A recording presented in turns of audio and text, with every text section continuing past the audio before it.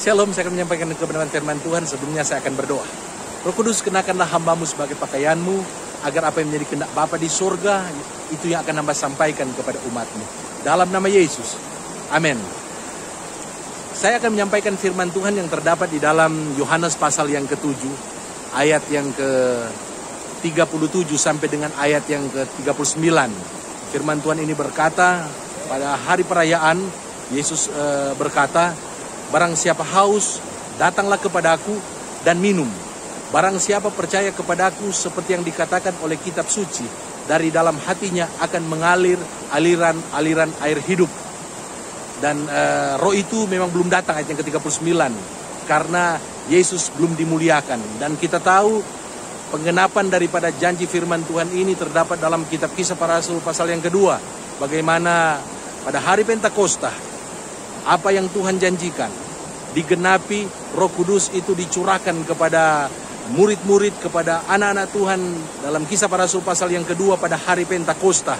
Dan kehidupan mereka berubah, kehidupan mereka dipakai oleh Tuhan dengan luar biasa. Nah, Yesus mengajarkan kebenaran ini pada perayaan Pondok Daud yang dilakukan setiap tahun di Israel. Dan apa yang diajarkan ini tentunya berlatar belakang bagaimana kehidupan orang Israel ketika mereka mengembara di padang gurun. Mereka mengalami kehausan dan akhirnya mereka mendapatkan air dari batu karang. Mereka mendapatkan mata air dalam perjalanan mereka sehingga mereka dipuaskan. Tetapi Tuhan mau mengajarkan kepada mereka bahwa kalau mereka minum air secara jasmani, mungkin seperti air yang mengalir ini ya. Air yang dari sungai ya. Kalau mereka minum air jasmani, setelah mereka minum, mereka akan haus kembali. Dan Tuhan mengajarkan kebenaran tentang Roh Kudus. Bagaimana ketika orang-orang percaya kepada Yesus seperti yang dikatakan oleh kitab suci, dan mereka juga menerima Roh Kudus dalam kehidupan mereka, maka mereka akan mengalami satu kehidupan yang penuh dengan keajaiban, penuh dengan berkat dari dalam hati mereka. Dan ini berbicara soal satu mata air di dalam hati orang percaya.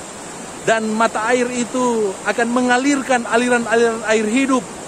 Orang-orang yang telah percaya kepada Yesus dan yang telah menerima Roh Kudus, dari dalam hatinya akan ada satu mata air kehidupan yang akan memberkati banyak orang. Bukan hanya akan memuaskan hati kita, bukan hanya memuaskan saya, bukan hanya memuaskan saudara, tetapi akan memuaskan juga orang lain. Itu mata air di dalam hati kita yang telah percaya kepada Tuhan sebagai juru selamat kita secara pribadi. Dan Roh Kudus itu yang berada dalam diri saudara, itulah mata air kehidupan yang akan memberkati orang-orang yang datang kepada kita, yang mau dilayani, mau diberkati melalui pelayanan yang Tuhan percayakan kepada kita. Untuk itu pada saat ini saya mau mengajak kita semua, mari kita membuka hati, mari kita mau datang kepada Yesus, percaya kepada Dia seperti yang dikatakan oleh kitab suci, dan percayalah dari dalam hati kita akan mengalir aliran air hidup. Dalam bagian yang lain dikatakan yang akan terus-menerus memancar sampai kepada kehidupan yang kekal. Untuk itu biarlah kebenaran firman Tuhan ini mengingatkan kepada kita, kalau Roh Kudus sudah ada dalam diri kita, maka biar Roh Kudus itu akan seperti mata air yang akan mengalir memenuhi hati kita. Kalau hari-hari ini mungkin saudara terasa haus, mungkin saudara hanya di rumah, mungkin tidak bisa berbuat apa-apa, atau mungkin saat ini sedang dalam keadaan terbaring sakit ya, memerlukan pertolongan, memerlukan belas kasihan Tuhan. Ingat, ada mata air dalam hati saudara. Biarlah saudara curahkan isi hati saudara kepada Tuhan dan minta biar Tuhan membuka mata air itu, agar air kehidupan itu akan memenuhi hati dan pikiran saudara, akan mengobati mungkin hati saudara yang terluka.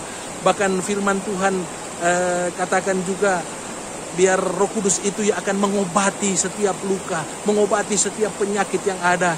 Dan yang kedua, mari kita melihat jika ada orang-orang di luar sana yang lapar dan haus, mengalami kekeringan. Ingat, Mata air kehidupan dalam hati saudara bukan hanya untuk saya dan saudara, tetapi untuk juga mereka. Biar kita bagikan air kehidupan itu kepada mereka yang ada di sekitar saya dan saudara, baik keluarga kita maupun sesama kita. Mari kita kasihi mereka sama seperti Yesus mengasihi kita. Kita menjadi berkat bagi mereka. Kata-kata kita, perkataan kita biar perkataan-perkataan yang membangun, perkataan-perkataan yang akan menolong. Saya tadi berkomunikasi, saya mendoakan orang yang sakit lewat telepon. Saya mendoakan juga agar anaknya yang akan tes masuk dokter di pemerintah bisa diterima juga oleh Tuhan. Ini bisa saya lakukan menurut karunia dan talenta yang Tuhan berikan kepada saya. Saudara bisa melakukan juga bagian saudara. Karunia dan talenta saudara, saudara bisa lakukan itu. Kuatkan orang lain, nasihati orang lain, doakan orang lain.